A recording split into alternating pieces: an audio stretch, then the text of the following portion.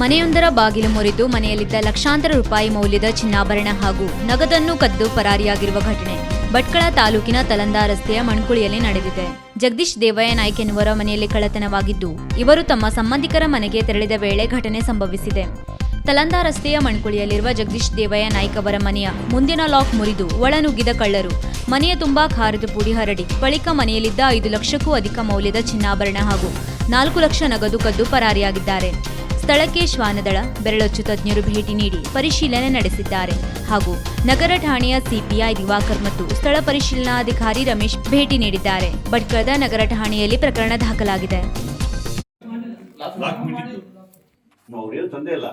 ಏನು ತಂದಿಲ್ಲ ಅವರು ಆನ್ಲೈನ್ ಏನು ತಗೊಂಡಿಲ್ಲ. ಮೆಣಸೆಲ್ಲ ಅಲ್ಲಿ ಅಡುಗೆ ಮನೆ ಮೆಣಸಲ್ಲ ಇಲ್ಲಿ ತಗೊಂಡು ಹೋಗಿದ್ದಾರೆ. ಈ ಮನೆ ನಮ್ಮ ಮನೆ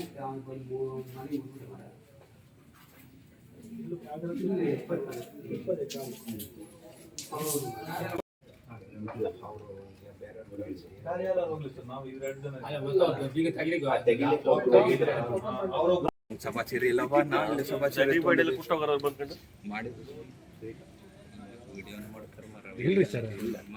ವೀಕ್ಷಕ ಮಹಾಪ್ರಭುಗಳೇ, ನಮ್ಮ ಚಾನಲ್ ಅನ್ನು ಸಬ್ಸ್ಕ್ರೈಬ್ ಮಾಡಿ, ಶೇರ್ ಮಾಡಿ, ಪ್ರೋತ್ಸಾಹಿಸಿ.